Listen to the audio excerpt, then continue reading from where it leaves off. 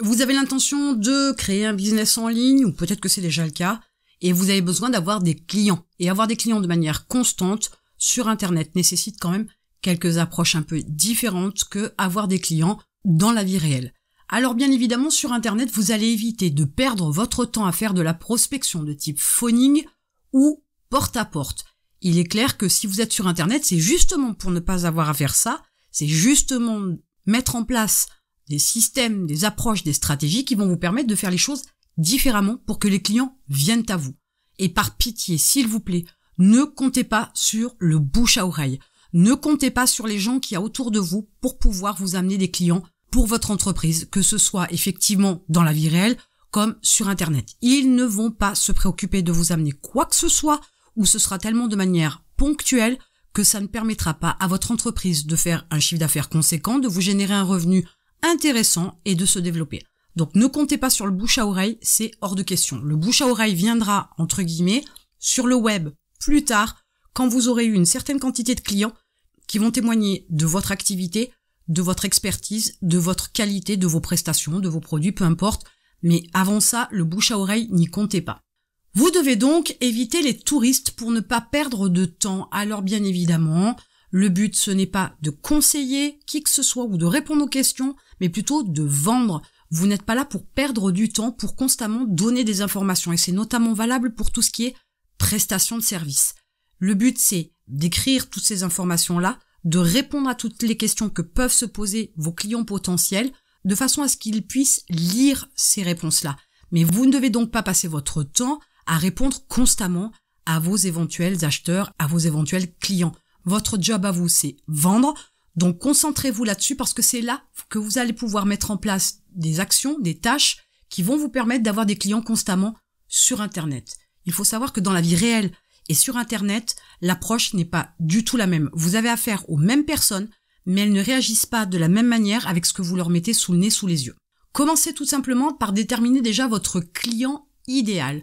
Faites la liste des problèmes, des besoins, des attentes, des choses qui bloquent votre client idéal, mais tout comme dans sa définition, mettez-y tout un tas d'informations pour apprendre à mieux le connaître, à mieux le cerner. Il est clair que votre client idéal, au départ, vous le déterminez avec une approche fictive, avec des a priori. Vous allez vous baser sur des comportements qui sont plutôt majoritairement utilisés par tout le monde, avec des clichés, certes. Les choses se peaufineront avec le temps, vous inquiétez pas, mais déterminez votre client idéal. N'essayez pas de toucher tout le monde. Finalement, à vouloir toucher tout le monde, vous n'arriverez à toucher absolument personne parce que votre message ne sera pas clair.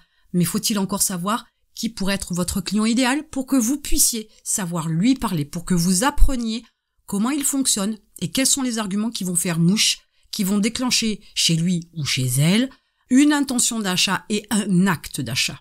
Donc dans cette approche-là, déjà votre communication sera beaucoup plus peaufinée, sera beaucoup plus précise, sera beaucoup plus ciblée.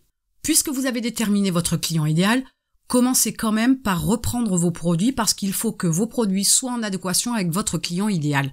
Il est clair que si vous établissez au départ un produit plutôt destiné aux hommes et que finalement dans votre réflexion, votre client idéal est une femme, le produit de départ ne correspondra pas à votre cible. Il va y avoir une inadéquation et forcément une confusion et dans votre démarche de vente et dans l'appréciation du produit par votre client cible. Si le produit est destiné à un homme, qu'une femme achète, elle ne va absolument pas s'y retrouver. Donc, vous devez revoir peut-être vos produits pour être en adéquation avec le client idéal. Mais vous pourriez penser que tout ça, ce ne sont pas des stratégies pour avoir des clients constamment sur Internet. Eh ben, détrompez-vous.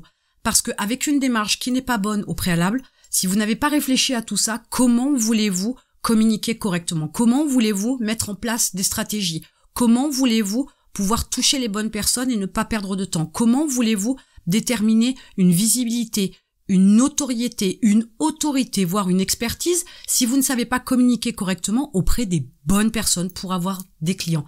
Parce que un client qui arrive, c'est aussi peut-être 1, 2, 3, 10, 20 autres clients qui vont arriver derrière parce qu'elle va parler de son expérience, elle va parler de votre expertise, elle va parler de vos formations en ligne par exemple. Donc n'oubliez pas que à chaque fois un client est porteur d'autres clients, mais faut-il encore que le message soit bien passé, que vous vous soyez bien adressé à lui au départ et que le produit fourni lui correspond bien. Donc il est important de travailler vos bases pour avoir des clients constamment sur Internet, parce que sans travailler ça, une fois de plus, vous avancerez dans le brouillard et ce sera du grand n'importe quoi, sauf de la qualité. Par la suite, vous devez établir des objectifs clairs sur le chiffre d'affaires à atteindre avec une date. Et oui, encore une fois de plus, ces fameux objectifs, là c'est plutôt sur le chiffre d'affaires. Pourquoi ? Parce que si vous voulez gagner 100 € en une semaine, vous ne travaillerez pas de la même manière que si vous voulez faire 1000 € de chiffre d'affaires à la fin du mois, ou si vous voulez en faire 10 000 dans 6 mois. Comprenez bien que l'effort ne sera pas le même, le travail ne sera pas le même, les stratégies ne seront pas les mêmes. Vous n'allez pas utiliser les mêmes outils pour toutes ces stratégies-là.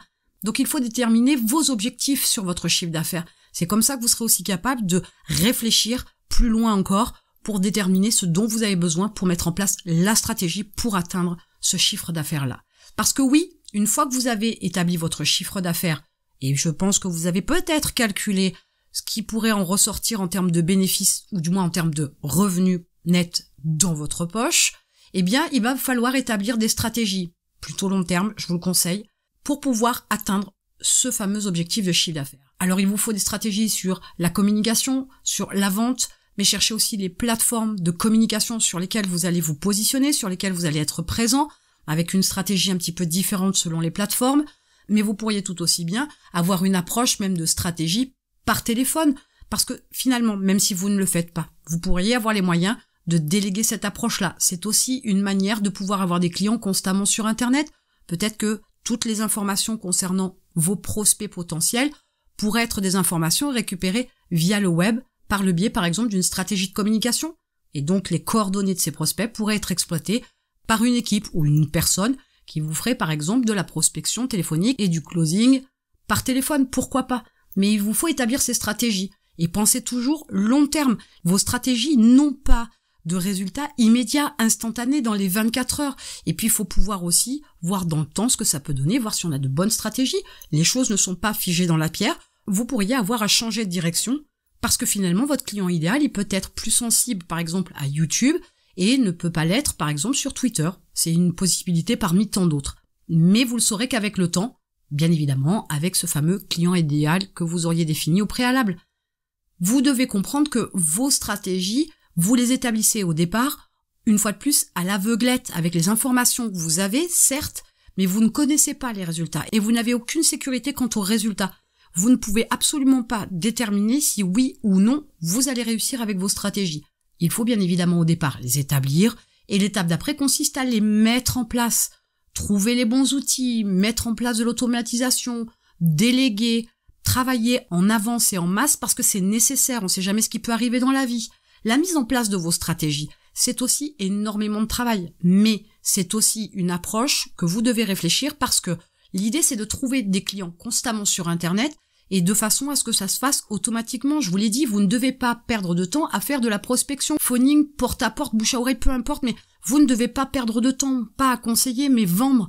Donc l'automatisation est nécessaire, mais aussi de trouver des stratégies avec des bons outils qui vont vous permettre de faire une partie de votre travail, de le faire de manière automatique et qui vont permettre d'alimenter constamment votre stratégie de communication pour que vous ayez de plus en plus de personnes qui viennent à vous et que vous n'allez pas chercher. Et puis bien évidemment, les choses avancent. Vous avez de plus en plus de clients, c'est très bien, mais il vous faut prendre le temps d'analyser les premiers résultats au bout de quelques mois. Il est clair que le démarrage, les 4, 5, 6 premiers mois, n'auront pas des résultats extraordinaires. Quoique, il y a quelques miracles qui arrivent des fois sur Internet, vous pourriez vous faire exploser le chiffre d'affaires. Ça pourrait arriver, mais n'y comptez pas dessus. Vaut mieux être précautionneux et être patient. Donc, vos résultats sur les premiers mois vont vous donner une tendance sur la suite. Mais ça ne reste qu'une tendance. Mais que vous pouvez aussi, donc, creuser, analyser pour pouvoir améliorer vos stratégies. Ne restez pas figé sur ce que vous étiez parti au départ parce que il se peut que dans les 6 premiers mois, vous ayez tout un tas d'informations qui soient remontées et qui vous fassent penser que il y a un canal de communication qui est plus porteur qu'un autre. Il y a un canal où décidément il n'y a rien à faire, rien ne vient. Où il y a un canal de communication qui mériterait d'être creusé parce que finalement il y a des résultats que vous n'aviez pas vu venir et qui finalement pourraient être très porteurs. Mais sans analyse, comment voulez-vous améliorer vos stratégies ? Comment voulez-vous mettre en place un système qui permet de faire venir les clients à vous constamment, sans cesse et sans relâche ? Vous devez établir clairement une vraie démarche pour pouvoir arriver à vos objectifs de chiffre d'affaires. Comment voulez-vous faire si vous postez une fois de temps en temps ? Comment voulez-vous faire si vous avez un argument de temps en temps qui ressort ? un coût pour les hommes, un coût pour les femmes. Bien évidemment, les résultats sont à zéro. Nombre de personnes qui se sont lancées sur Internet n'ont pas passé leur première année parce qu'il n'y avait aucune stratégie, aucune finalité, aucun objectif déterminé. Et du coup, les stratégies de communication, de vente, etc. se faisaient de manière sporadique, de manière ponctuelle. Il n'y avait aucun suivi, il n'y avait véritablement aucune stratégie clairement. Donc avec l'analyse de ces premiers résultats, la démarche suivante est d'améliorer vos stratégies sans cesse et sans relâche. Ce n'est pas quelque chose qui est figé, les choses évoluent, les technologies évoluent, les canaux de communication évoluent, les prospects évoluent de manière générale. Les gens sont beaucoup plus avisés sur Internet aujourd'hui qu'ils ne l'étaient il y a ne serait-ce que 10 ans, voire même 5 ans en arrière.